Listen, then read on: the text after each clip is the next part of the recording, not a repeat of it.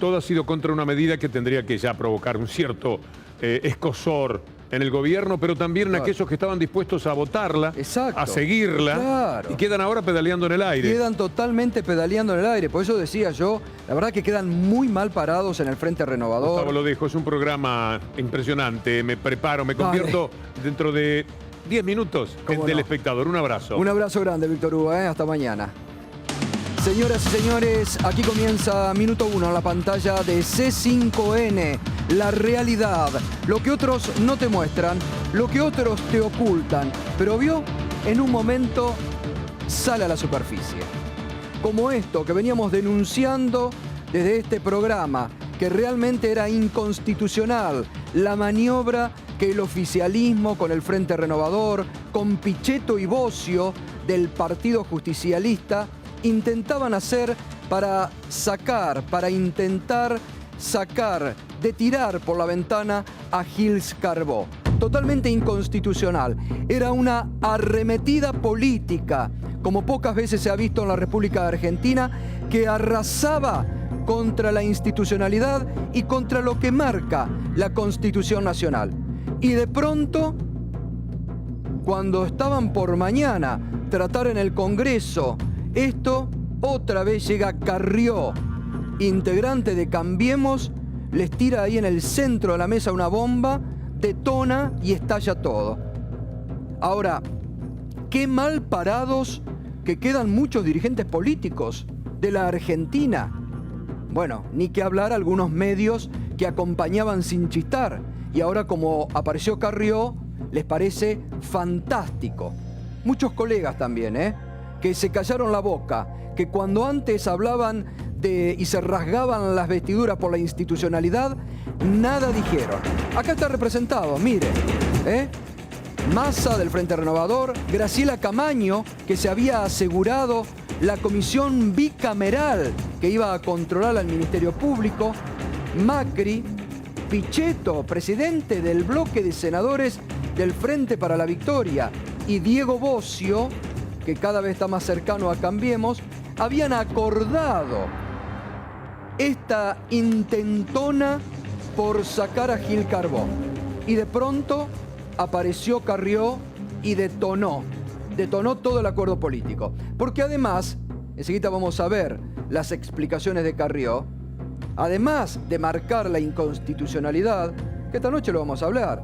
Aquí Marcelo Parrilli, que esta noche está, lo había adelantado también en este programa, muy duro como suele ser él. Lo vamos a hablar con Félix Cross, que es un fiscal. Hoy, mire, creo que debe ser la primera vez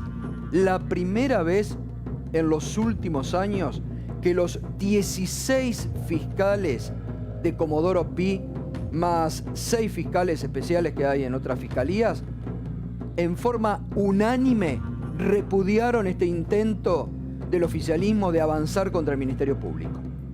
Debe ser la primera vez.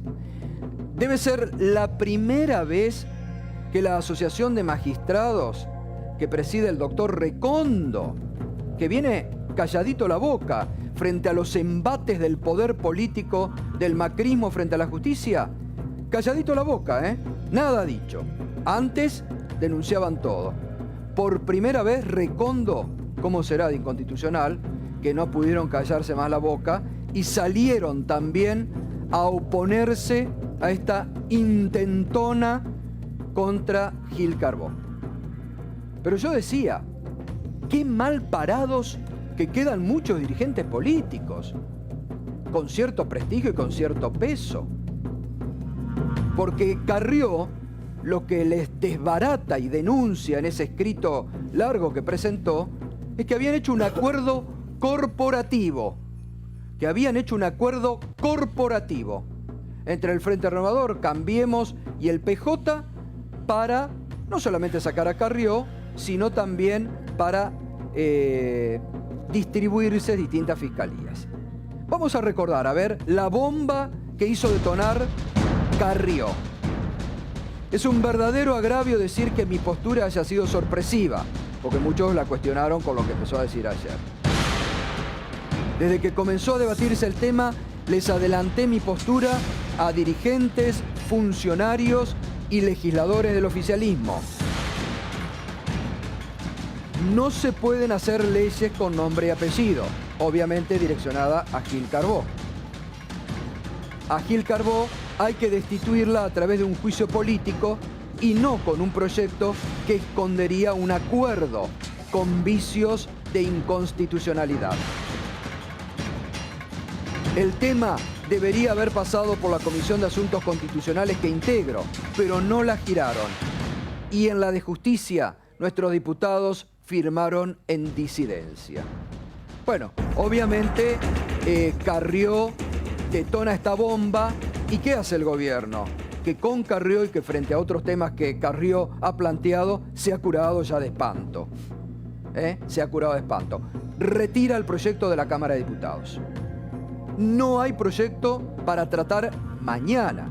La sesión de mañana a la Cámara de Diputados estaba convocada, entre otras cosas, para tratar este proyecto que iban a convalidar Cambiemos, el Frente Renovador y diputados del PJ encabezados por Diego Bossi. La aparición de Carrió detona todo. Descubre esta intentona, los deja al descubierto, los deja muy mal parados políticamente y además anulan desde el oficialismo el proyecto. No se sabe si va a haber un nuevo proyecto, muchos dudan porque ya no darían los tiempos parlamentarios y la verdad que quedan en ridículo. Quedan en ridículo porque una vez más, como cuando se los había marcado con la inconstitucionalidad del tarifario, Carrió le dicen, muchachos, están al margen de la ley. Los que vinieron a mostrar transparencia, independencia de la justicia, están repitiendo lo mismo que criticaban, o peor aún. Y Carrió, otra vez, les marca la cancha y les dice, muchachos, están al margen de la ley. Tienen que recoger el barrilete. Hoy mandaron a silenciar a todos. Todos tienen orden en Cambiemos de callarse la boca y no decir nada. Incluso muchos que iban a venir esta noche a este programa. Rápidamente suspendieron la presentación porque quedan realmente en ridículo frente a lo que ha salido a denunciar Elisa Carrió. Hoy les decía, todos los fiscales también han salido a repudiar, han salido en duros términos y con documentos. La doctora Mónica Cuñarro, fiscal general, opinaba esto hoy en la mañana. Por ejemplo, si un fiscal investiga a un miembro de la comisión bicameral, esta comisión se va a asegurar el incidir en el trámite de la causa, se va a asegurar controlar los concursos, se va a asegurar digitar causas, a tal punto que se dicen cambiar y ser distinto, que los primeros 5 artículos del proyecto son la copia maquillada del proyecto de reforma que mandó la anterior gestión, la gestión kirchnerista. Entonces, la pregunta es, ¿realmente quieren sacar a Gil Carbó? Y yo le voy a contestar, no. ¿Por qué? Y porque si dicen que Gil Carbó tiene hechos de corrupción, se encargó de licuar a los jueces, parar las investigaciones de lavado, enriquecimiento ilícito, corrupción, grandes estafas del kirchnerismo. ¿Usted no le parece que tendría un abultadísimo expediente para que se le inicie un juicio político? Es una cortina de humo. Entonces no quieren eso, se reparten cargos. Se reparten fiscales. Claro, y jurisdicciones con el Senado. Porque también, a quien conozco y realmente no entiendo y respeto, como a Miguel Pichetto, ¿y sabe por qué? Porque con esta ley se va a repartir cada senador y cada gobernador de cada provincia. A mí no me gusta, claro, no sé. Fiscal lo sacamos. Claro, lo saco y pongo el que me gusta a mí si a mí me investiga. El objetivo es cambiar figuritas de fiscales, de causas e intervenir de hecho, de facto, el Ministerio Público. Y muy dura la fiscal Mónica Cuñarro, también desnudando el verdadero propósito de este proyecto de cambiar el Ministerio Público, que finalmente ha fracasado. Otro fiscal, Dilelo, en este caso, también opinó sobre este tema. Lo que manifiestamente se ve es que se perdería absolutamente la independencia del Ministerio Público. La Constitución o la ley establecen un mecanismo para remover al procurador. Apliquemos eso. Costó mucho a la Argentina generar conciencia constitucional y democrática. Hacerlo por una persona es más o menos usar un exocet para matar una cucaracha y después quejarse porque se le cayó el edificio. Hacerlo por una persona es más o menos usar un exocet para matar una cucaracha y después quejarse porque se le cayó el edificio. Bueno, muy gráfico también el fiscal Di Lello, ¿no? Decía, están usando un exocet para matar una cucaracha. Hoy hubo comunicados de todos los fiscales de todos los fiscales de América reunidos en una confederación que los nuclean, sacaron un comunicado, allí está, la Asociación Iberoamericana de Ministerios Públicos sacó mostrando la preocupación y poniéndose en alerta por el proyecto de reforma a la ley orgánica del Ministerio Público de la República Argentina y sacan un documento de apoyo a la procuradora Gil Carbó. Reitero, la Unión de Fiscales Iberoamericana. También la Asociación Justicia Legítima hoy manifestó su total oposición al proyecto de ley de reforma del Ministerio Público Fiscal. El objetivo político cambiar el procurador y está fuera de discusión la posición institucional que le dio al constituyente del año 94. Bueno, la verdad que un verdadero revuelo político, reiteramos, puso la bomba Carrió y voló por los aires el acuerdo que tenían pergeñado y deja muy mal parado a muchos dirigentes políticos. Está Alberto Fernández, buenas noches Alberto, gracias. Félix Croix, buenas noches, el diputado Darío Martínez, Marcelo Parrilli, a todos. Primer análisis de esto que Carrió denuncia y desentona, deja muy mal parado al Frente Renovador también. Yo debo confesar que estoy de acuerdo con Carrió, porque el proyecto era un disparate. El Frente Renovador le hizo suficientes cambios como para mejorarlo, pero la lógica del proyecto es disparatada, la lógica del proyecto. La verdad es que pensar que había que ponerle a la fiscal un tiempo en donde el procurador general perece en su cargo es un delirio. Eso permitía que cada presidente nombrara a su propio procurador. Es verdad que el Frente Renovador lo llevó a 7 años, pero la situación es prácticamente la misma. Y la prueba de que toda esta ley estaba hecha básicamente contra Gil Carbó es que nada dicen, por ejemplo, de la defensora oficial ante la Corte, en términos. Entonces, y la verdad que también es parte del Ministerio Público. Y la realidad es que lo que hay que tener presente es que cuando se reformó la Constitución del 94, el Ministerio Público fue casi el cuarto poder de la Argentina. Claro. Tenía que operar con absoluta independencia. Este es un nivel de intromisión. Bueno, porque eso además fue creado en la reforma constitucional del 94 con ese espíritu. Exactamente. Y la idea, inclusive, me parece que acá no se ha analizado suficientemente. Pero la idea también era intervenir en la designación de los fiscales en cada caso. Lo decía la doctora Mónica Cuñar. Ahora seguimos. Ahora seguimos, un minutito nada más. Bueno, enseguida nos metemos con Marcelo Parrilli, Félix Croix, con el diputado Martínez también, analizando esto, que realmente lo veníamos manteniendo e indicando aquí desde hace varias semanas. Era realmente un bochorno institucional. Sumado a lo que desde la semana pasada se está dando, esto que ha salido a la superficie pública, como el poder mediático con sectores de la justicia y también sectores políticos están direccionando causas que quedan muy en claro con los audios que reconoció como propio el fiscal Guillermo Marijuán, ¿no? Que también lo vamos a analizar esta noche porque realmente se pone muy en cuestionamiento la justicia en la Argentina, qué tipo de justicia se hace en la Argentina en estos momentos y sobre todo la institucionalidad. Pero enseguida nos vamos a meter, porque hoy ha sido un día también de más números en rojos de la economía. Lejos de recuperarse la economía argentina, lamentablemente sigue cayendo. Los brotes verdes anunciados por el gobierno siguen sin aparecer. Berco, buenas noches. Buenas noches, Gato. Y el primero de los datos tiene que ver con la actividad económica y es un poco más de lo mismo. Lo que muestra es que en agosto la economía, el estimador mensual de la actividad económica que mide el INDEC, cayó un 2,6% interanual y que en el acumulado de entre enero y agosto la caída lleva un 2,3%. es el otro número que tenemos para mostrar, 2,3% de caída entre enero y agosto. Y esto es lo más preocupante para mí, Gato. Esto es el dato que hoy no estaba en el calendario, pero el INDEC dio a conocer. La distribución del ingreso. Esto no hace más que confirmar lo que anticipamos aquí en Minuto 1 de manera exclusiva hace 10 días nada más sobre datos privados que manejan las multinacionales. Hoy lo oficializa el INDEC.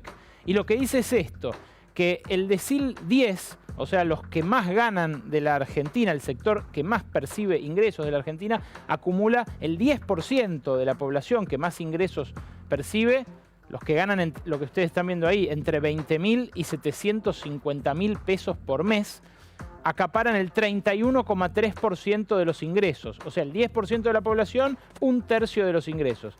Y el 10% más pobre de la población, que gana esa miseria que ven ahí, menos de 2.470 pesos por mes, percibe apenas el 1,4%. Pero esta es la primera aproximación. La otra aproximación que se puede hacer, si bien el INDEC hace la aclaración de que no se puede comparar con los números del año pasado, porque todos sabemos que el año pasado había manipulación de las estadísticas, pero ojo, la manipulación era sobre todo en la inflación, no tanto en la encuesta permanente de hogares, con lo cual yo me permito hacer la comparación entre el segundo trimestre del año pasado y el segundo trimestre de este año. La brecha entre el ingreso del decil más alto, el 10% más alto de la población, del 10% con mayores ingresos, y el de menores ingresos, era un año atrás de 19 veces, si se contabiliza a los que perciben ingresos. Y este año, según el INDEC, insisto, es de 23 veces. Aumentó de 19 a 23 veces la brecha entre el 10% más rico y el 10% más pobre de la población. Gato, esto me parece un dato muy preocupante y además un dato que es corolario de lo que viene siendo estos 10 meses de política económica. Sí. No era esperable otra cosa. No, y además donde claramente eso que reflejan muchas encuestas de opinión de un gobierno que gobierna para los ricos queda totalmente patentizado en esta grieta que cada vez se amplía más. Mirá, y la economía que cae también, ¿no? Lo que sí, es lo que decíamos al principio. Sí. Lo que yo te agrego ahora es que los del decil más alto tuvieron un incremento de ingresos en el último año, según el INDEC, del 51%. Nominal, ¿no? O sea, en pesos. Los del decil más bajo tuvieron un incremento de apenas el 30%. Si la inflación interanual fue entre el 40 y 42, como mide las direcciones de estadística provinciales, las de la propia ciudad de Buenos Aires, quiere decir que unos le ganaron a la inflación y otros perdieron por goleada frente a la inflación. Y eso fue lo que llevó a este patrón regresivo en la dinámica de la distribución del ingreso. Bueno, un apellido para el macrismo muy relevante. Hoy doblemente está también en el centro de la noticia. Caputo, ¿no? Sí, así es, los dos primos. Por un lado, Luis Toto Caputo, el secretario de Finanzas, que fue nuevamente denunciado. Y por otro lado, este señor que ven a mi lado, Nicky Caputo, el compañero de toda la escuela del presidente Mauricio Macri, hombre de estrechísima confianza desde siempre, el que pagó el rescate cuando lo secuestraron, el que le presentó a sus novias, el hombre de su máxima confianza, echó a 18 personas en la fábrica Mirgor, la fábrica que fundaron juntos el presidente y él, allí en Tierra del Fuego, primero para hacer aires acondicionados de autos, Ahora se dedican a otra cosa, pero claro, como el gobierno está ajustando el esquema de promoción industrial para Tierra del Fuego, empiezan a producirse despidos y en Mirgor se produjeron estos 18. Te digo, Gato, mañana para la UOM en Tierra del Fuego. Tierra del Fuego es un polvorín. Están haciendo una encuesta, un censo en realidad de los obreros industriales. Lo hacen medio sotoboche, pero el censo es para ver los que habitan en Tierra del Fuego, la mayoría vienen de otras provincias, de dónde son y si se quieren volver a su provincia. Claro. Insisto, están censando a la población fueguina para ver si se quieren volver a su provincia. Es una cuestión de días. Bueno, ya viene, viene muy agitado el clima. Muy agitado. ¿Y en Bimbo qué pasó también? Bimbo con los despidos. Bueno, por otra parte también en Bimbo, por el cierre de una línea de producción, es sabido que cae el consumo de los bienes más esenciales, incluso los de pan. Esta panificadora mexicana que concentra todo el mercado, tiene Bimbo y Fargo también. De los 187 despidos que había inicialmente, hay un conflicto todavía abierto por una porción de ellos. 87 aceptaron el acuerdo, 20 serán reincorporados, el resto sigue discutiendo y es porque cierran las líneas de producción. Bueno, atención, también un dato de servicio. A partir de esta medianoche, Mariano, paro de trenes. Así de es. Todos, ¿no? Así es, la Asociación de Personal de Dirección de Ferrocarriles Argentinos anunció un cese de actividades para mañana. Esto puede afectar completa o parcialmente el servicio de ferrocarriles en todas las líneas, en absolutamente todas. Es por la falta de continuidad en los servicios ferroviarios. No sé si eso les hace acordar algo a lo que ocurría en los 90. Bueno, vamos a preparar justamente para los próximos días un informe sobre lo que pasa también con la red ferroviaria. Diputado Martínez, una línea. Ustedes ampliaron una denuncia contra Caputo, ¿no? El Frente para la Victoria, sí. Yo, en mi persona no, porque no, yo llegué hoy.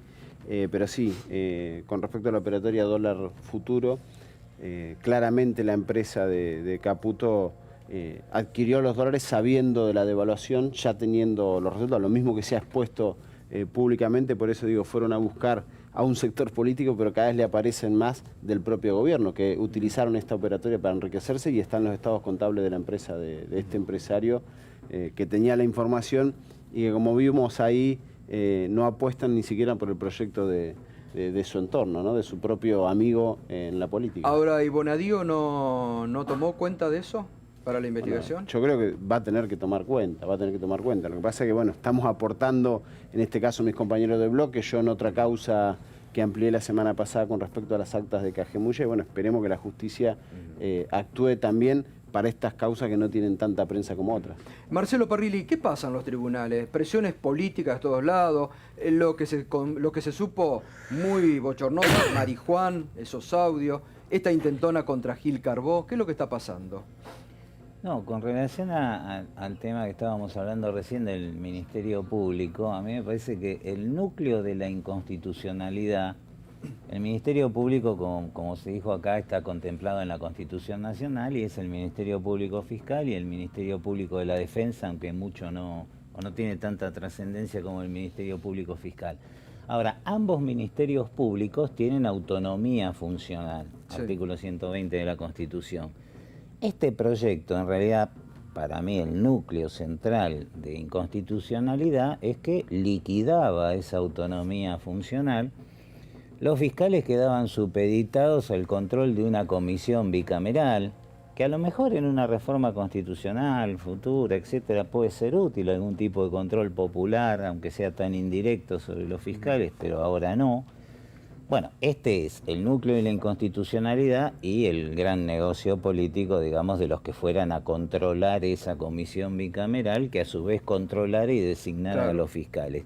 Al lado de eso viene la remoción de Gil Carbó, vía, digamos, a cortarle el mandato, sean 5, 7, 10. El problema es que hoy, desde el punto de vista constitucional, cualquier acortamiento de mandato es inconstitucional y hay que ir por la vía del juicio político, no queda más remedio, es lo que dice la ley orgánica del Ministerio Público, ¿no? Félix Crow, ¿se querían llevar puesto al Ministerio Público? Sí, yo creo que lo que dice Jorge Dilelo es sumamente gráfico, ¿no? Se quería terminar con el mandato de una procuradora y para eso destruyó el Ministerio Público. Yo coincido con Marcelo, me parece que el núcleo donde quedaba fuertemente explicitado que la autonomía del Ministerio Público desaparecía era en el caso de la Comisión Bicameral, que participaba en muchos asuntos de la gestión del Ministerio Público, de la gestión cotidiana. Imaginemos lo que el diputado Martínez está contando, una causa de presunto delito económico. La Procuración General tiene una unidad de investigación de delitos económicos. La Comisión Bicameral podía intervenir sobre la designación de los fiscales que debían investigar un delito cometido por funcionarios públicos. Claro. Esto es, funcionarios del mismo partido político integrarían esa comisión bicameral que iba a incidir en la gestión sobre la eficacia o ineficacia de los delitos de su propio partido. Desaparecía el Ministerio Público, quien quiera otro Ministerio Público tendrá que hacer una reforma constitucional para sacarlo de su autonomía. Ahora, ¿qué quería el macrismo? ¿Meter a su gente o dominar el Ministerio Público, el macrismo, con algunos aliados políticos? El presidente, el jefe de gabinete, el ministro de Justicia han dicho, no estoy acá descubriendo nada, que quieren que la procuradora deje su cargo. Como no han encontrado buenas razones, y no han encontrado suficientes legisladores dispuestos a aceptar malas razones para desplazarla, lo que quisieron es dinamitar el Ministerio Público para terminar con Gil Carbó. Claramente querían terminar con el Ministerio Público y por eso, por eso han logrado un consenso unánime, total, de fiscales con visiones muy distintas que tenemos respecto a lo que a cómo debe funcionar nuestra institución. Por primera vez en los últimos años han logrado el consenso de 16 fiscales. Pero todos valoramos mucho el enorme esfuerzo que se ha hecho para que el Ministerio Público tenga autonomía consagrada por la Constitución. Esto es un piso sobre el que no podemos volver, ¿no? Todos valoramos que el Ministerio Público tenga autonomía, pero al mismo tiempo ocurre que mientras todo el mundo defiende al Ministerio Público, se critica la acción de fiscales. O sea, acabamos de tener el episodio de Marijuán, digo, entonces, ¿cómo es la...? Porque no estoy diciendo, o sea, digo, ¿cómo hacemos para salir de esa trampa que nos tiende muchas veces la justicia? Bueno, pero que los fiscales que tengan conductas incorrectas tienen un sistema disciplinario, un sistema de enjuiciamiento y de remoción, que es otro, que no es el que se prevé para el procurador. Inclusive es, si se quiere, más flexible. Ahora, haciendo perder la autonomía del Ministerio Público y poniéndolo subordinado a otro poder del Estado, no se va a lograr mejores fiscales, se van a lograr fiscales disciplinados. ¿Lo de Marijuán cómo se puede calificar, Marcelo? Bueno, Marijuán, digamos, es una característica, yo siempre creo que, lo he dicho varias veces, que el esfuerzo más inútil que pueden hacer los gobiernos es tratar de tener jueces y fiscales amigos en las áreas críticas, ¿no? Porque los jueces y los fiscales son amigos mientras el gobierno tiene poder y en la medida que lo va perdiendo van dejando de ser amigos. Y en un país en donde hay una crisis política, económica, social de fondo que no se resuelve, que viene de hace muchísimos años y que el 2001 tuvo una eclosión y que se ha mantenido, los poderes formales, los más alejados de todo tipo de control popular, como son el Poder Judicial, el Ministerio Público, van adquiriendo vida propia y solidez propia, porque bien o mal el Poder Ejecutivo, el Poder Legislativo están sometidos a los avatares de los votos, las crisis políticas, etc., van tomando vida propia. También esa vida propia depende de ir viendo como amigos o no al gobierno de turno. Marijuán responde a eso. El papel que cumple es penoso, digamos, porque, bueno, en el audio se lo vio prácticamente como una persona que está buscando con Majul que le terminen de hacer un reportaje. A ver, todas las personas tienen derecho a expresarse por los medios. Ahora, el fiscal diciéndole, bueno, porque yo a Cristina la voy a tener así, la voy a tener asá, o no va a poder salir, es muy triste todo eso, digamos. Que saque una declaración. Los fiscales no son acusadores a ultranza, digamos, esto también hay que dejarlo en claro. Pero bueno, si él cree que tiene elementos para avanzar en la causa, que lo diga, pero no, digamos, ese nivel de intimidad y de cosa mínima, ¿no? De pobre tipo buscando publicidad. ¿El proyecto se cayó totalmente, diputado? ¿Qué saben? ¿Mañana se levantó? ¿No se va a tratar? ¿Ya está? Mañana no se trata, nosotros esperemos que se haya caído ya definitivamente. Pero ojo, acá no es que quieren intervenir el ministerio para sacar a Gil Carbó. Yo lo que creo es que quieren intervenir el ministerio. Primero iban a sacar a Gil Carbó para quedarse y tener el control del ministerio. Y este proyecto no es que pasó a ser malo ahora que hizo las declaraciones de Lita Carrió. Por eso yo felicito la postura que ustedes venían sosteniendo para ayudarnos a instalar una cuestión que ya de origen estaba mal en el momento que vinieron con este proyecto al Congreso. Lo que pasa es que si Carrió no detonaba la bomba, iba mañana. Eso es cierto, pero desde un primer momento que esto era un mamarracho, que era inconstitucional, y digo, no hay que confundir, no hacen esto para sacar a Gil Carbó, sino al revés. Massa no era ajeno a esto, digo, yo casi diría, si tengo que opinar desde el punto de vista político, que era más una obra de Massa que del PRO. El que más paga ahora los costos políticos es el PRO, pero digo, el gran beneficiario de la comisión bicameral era el Frente Renovador. Bueno, queda, Alberto, queda la idea como que el Frente Renovador acomodaba a Graciela Camaño, hacía un acuerdo político, se repartían fiscales. Digo, usted dice, el Frente Renovador cambió, pero ¿no lo vio que políticamente era...? Porque queda muy pegado ahora. Yo francamente he manifestado siempre mi desacuerdo con esta ley. Cualquier persona que conozca mínimamente el funcionamiento de la justicia y respete la autonomía judicial sabía que este sistema lo único que hacía era complicar esa autonomía. Y yo personalmente lo hablé y lo discutí con Sergio en su momento. Yo no soy diputado y por lo tanto no puedo pesar en esa decisión de bloque. Pero nunca estuve de acuerdo en esto. Lo dije acá la vez pasada cuando tuvimos ese cruce cordial con la doctora, la jueza federal de San Martín. Ford. Con Martina Ford. Exactamente, sí. Que le planteé a ella que tenía mi preocupación también por esta misma ley. Es una ley poco feliz. Lo que pasa es que uno debería plantearse a esta altura. Es cierto que el Frente Renovador trató de hacer cambios y morigerar lo que inicialmente era la ley. Y es verdad que la ley es un poco mejor de lo que era, pero yo comparto todo lo que dijo el doctor Parrilli. La verdad, la ley es básicamente inconstitucional porque le quita autonomía al Ministerio Público.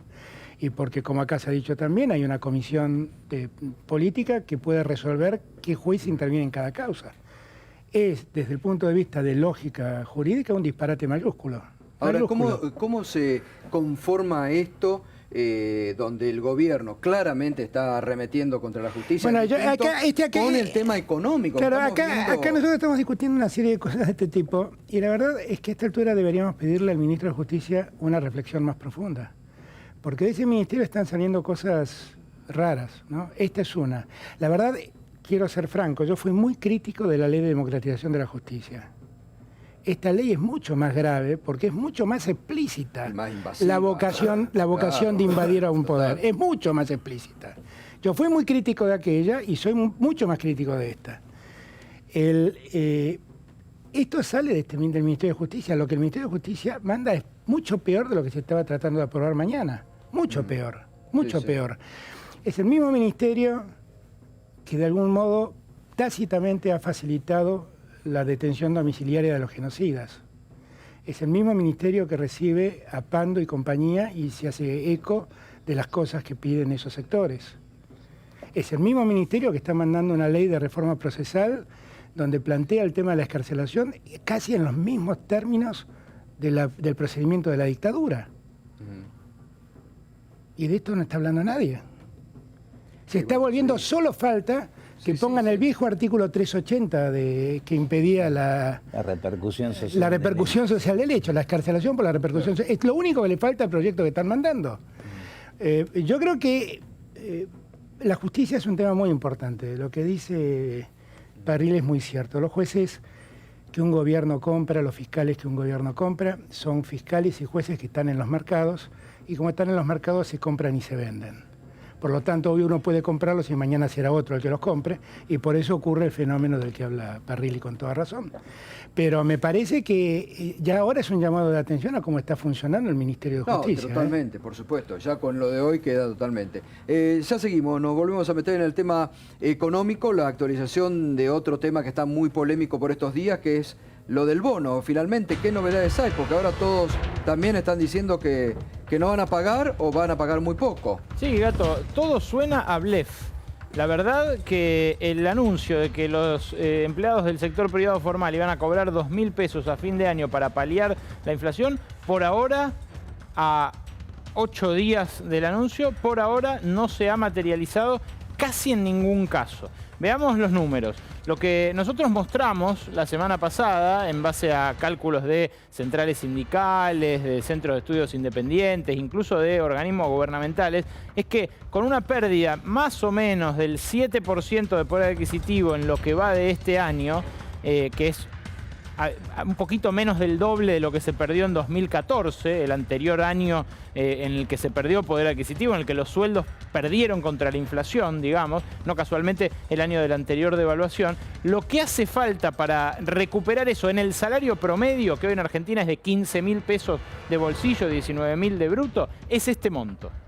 Este monto, 13.641, es del bono que debería cobrar un empleado formal del sector en blanco, pero además del sector privado, en promedio para recuperar lo perdido este año. Bueno, la CGT firmó por 2.000. Ahora, esta misma semana, a inicios de la semana, Jorge Sola, el directivo de la CGT, el secretario de Acción Social de la CGT, dijo que alcanzaría con 8.000 para recuperar el poder adquisitivo. O sea, la CGT firmó por 2.000, pero según el secretario de Acción Social, con 8.000 se recuperaría el poder adquisitivo. O sea, lo que firmaron fue netamente a la baja. Los cálculos a nosotros nos dan esto, nos dan 13.641, no nos dan 8.000. Pero incluso 8.000 hoy parece una utopía para la inmensa mayoría de los trabajadores. Veamos cómo vienen las negociaciones, porque claro, esto fue anunciado como una propuesta de abrir negociaciones caso por caso. Y mostremos la placa siguiente, que es las negociaciones caso por caso que se abrieron hasta ahora. Los petroleros de Chubut cerraron ya un adicional de fin de año de 5.000 pesos. Los otros que cerraron un adicional de fin de año son los farmacéuticos, un sindicato muy chiquito, que no es el colegio de farmacéuticos, sino es el sindicato de farmacéuticos que trabaja para las cadenas de farmacias, que cerró este monto, 3.600 pesos. Es un sindicato muy vinculado a Barrio Nuevo, un sindicato que oscila entre Barrio Nuevo y el sector del Momo Venegas, digamos, está en el sindicalismo macrista.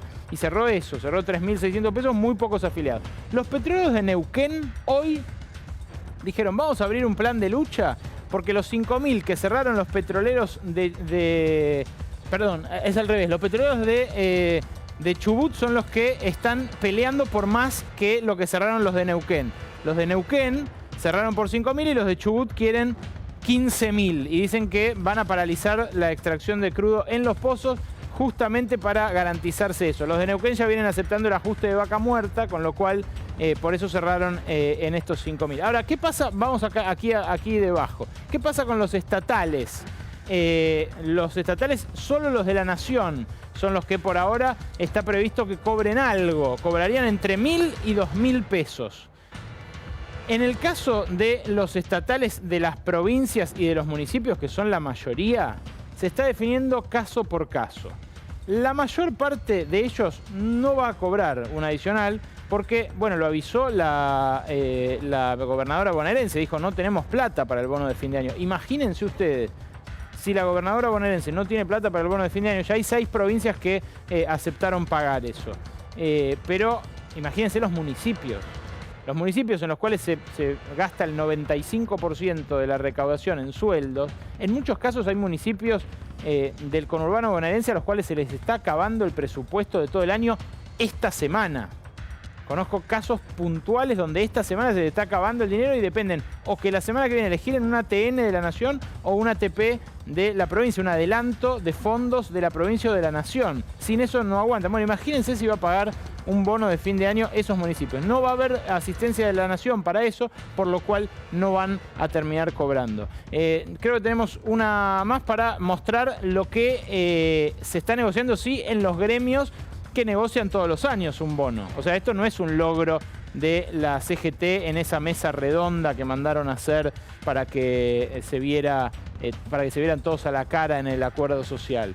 Esto es algo que estos gremios, que son los gremios más poderosos, tienen incluido en su paritaria todos los años y que están negociando a ver cuánto suman este año. Camioneros, bancarios, empleados de peaje, aceiteros, vidrio, alimentación, cuero, televisión, UOM y otros.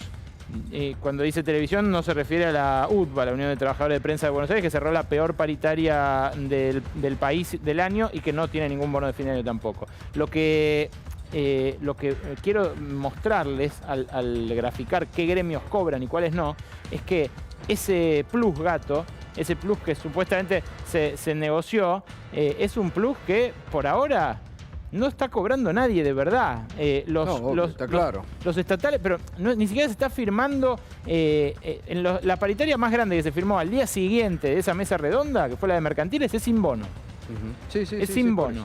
Y bueno, esperemos a ver si Papá Noel lo trae como regalito de Navidad al bono, porque hasta ahora por ahora es la única esperanza, Gato. Muy bien. Bueno, y económicamente la Argentina, brotes verdes no hay. Lo que acabamos de ver. La Argentina sigue exactamente con todos los problemas complicándose. La Argentina sigue teniendo un déficit fiscal que en el mejor de los casos, si uno suma el déficit fiscal y el cuasi fiscal, este año va a terminar en el orden de los 7,5-8%. Va a terminar con una inflación del orden del 38-40%. Va a terminar con más de 200.000 trabajadores que perdieron su empleo y con más de 2 millones de pobres más. Y endeudamiento. y con un endeudamiento que no para, porque el gobierno silenciosamente no para de endeudarse para cubrir los problemas operativos que tiene, o sea, el gasto operativo del Estado. El gobierno recibió un país donde la deuda pública representaba el 38% del PBI. Y a 10 meses de gobernar, tiene un país donde la deuda pública representa el 55% del PBI. Y esto indica que esto va a ir creciendo, porque la Argentina no mejora el consumo. Los últimos 3 meses el consumo cayó sistemáticamente el 7,5% cada mes. La caída del consumo lo que genera es caída de la producción y caída del empleo. Y la verdad es que le va a costar mucho recaudar más por ganancias, porque las ganancias este año no van a ser importantes, porque la economía está cayendo más de un 2%. De hecho, el Fondo Monetario y CEPAL acaban de corregir el pronóstico que tenían para la economía argentina, diciendo en ambos casos que va a caer por lo menos el 2%.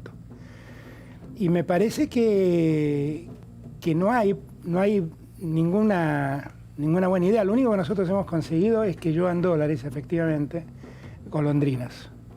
Que lo único sector financiero. Absolutamente, que lo único que han hecho es apreciar la moneda a la Argentina y encima han complicado la capacidad productiva de la Argentina, que tiene hoy en día mucha menos competitividad para poder exportar.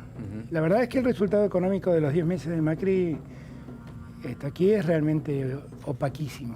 Ahora, ustedes hace poco tuvieron aquí en la capital federal una reunión con sectores del peronismo. Digo, le pregunto a usted, al diputado ahora Martínez, ¿cómo se para el peronismo? ¿Cómo se para? Porque digo, ¿qué pasa de aquí al futuro con este panorama? Porque daría la impresión que frente a todo lo que está pasando económicamente, los embates contra la justicia, quieren arrasar con el Ministerio Público institucionalmente, las fuerzas de la oposición están muy desparramadas en la Argentina. Daría la impresión que son funcionales al gobierno.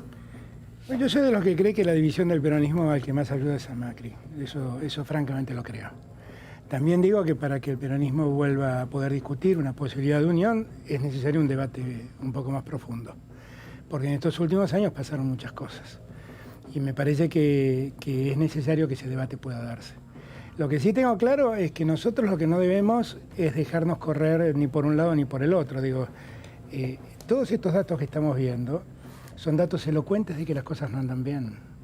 Y todo lo que está demostrando es la necesidad de decirle al gobierno, porque si son errores, estos errores son muchos. Y si es tu política, claro, nos está llevando a cualquier lado. Está claro, me parece, entonces, ¿no? Me parece que ahí nosotros no tenemos que especular, porque el silencio nos vuelve cómplices de este estado de cosas que a todos nos están preocupando. Diputado Martínez. No, coincido en que la unidad es la clave en este sentido. Ahora, la unidad detrás de un proyecto político que tenga como eje principal o como motor de la economía el trabajo y el consumo, digo. La unidad por la unidad, sin tener en cuenta para qué, tampoco sirve.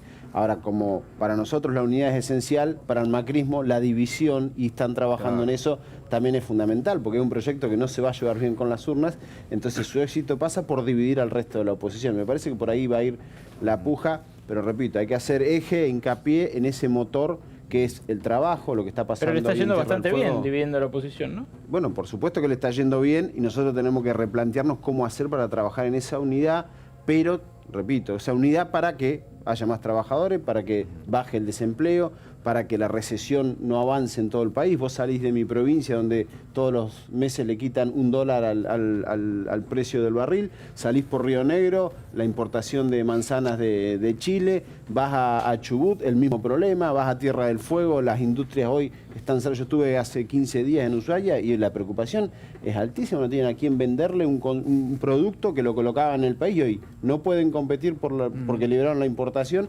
Bueno, digo, hay que unirse, pero detrás de un proyecto político. Alberto, yo lo escucho hablar a usted y parece que no es del Frente Renovador, porque tiene una mirada crítica muy precisa de las diferentes políticas que va llevando el macrismo, pero después cuando uno ve los hechos, lo fáctico de lo que hace el Frente Renovador, básicamente en el Congreso con las leyes que respalda, o sea, es como que hay algo ahí hay algo que no funciona ahí. Pero la verdad es que la primera gran diferencia que tengo desde que llegó el gobierno tiene que ver con esta ley de la procuración.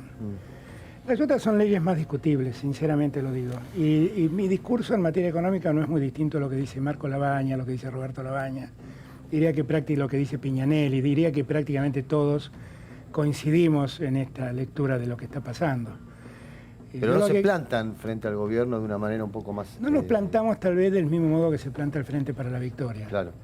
Pero el Frente para la Victoria tiene una posición, quiere ejercer una oposición más visceral, y en el Frente Renovador trata de ejercer una oposición más racional, si se me permite la comparación. Muchas veces queda como pegada al gobierno. Bueno, hay situaciones como la de la Procuración donde uno queda, bueno, tiene que explicar que en verdad lo que recibió era mucho peor, que se trató de corregir, para que después venga Carrió y diga lo que muchos internamente estábamos diciendo. Por eso digo, Carrió les hizo detonar todo, como y antes de Carrió pero dentro no del había frente, crítica. pero dentro del Frente Renovador también había gente que pensaba así.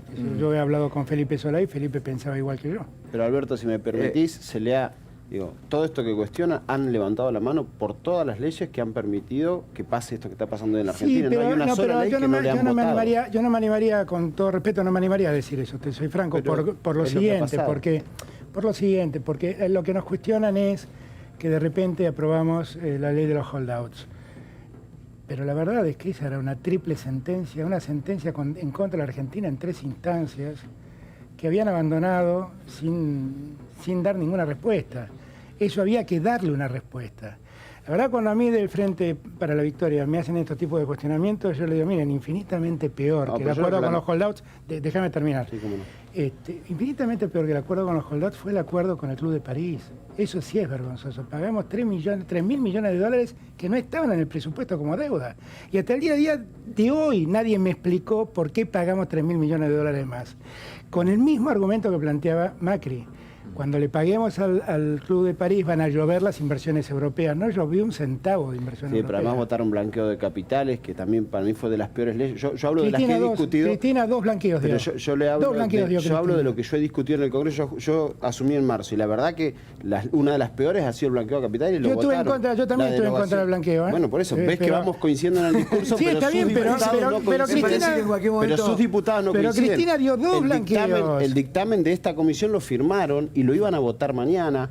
Ni hablar de no pudimos sentarlos para el tarifazo, no los pudimos sentar para el despidos. Digo, la verdad que le van levantando la mano y el tarifazo hubo, pero en el tarifazo hubo ahora seguimos, me permiten ahora una actividad muy fuerte de muchos pausa diputados. Y venimos. Ya lo seguimos.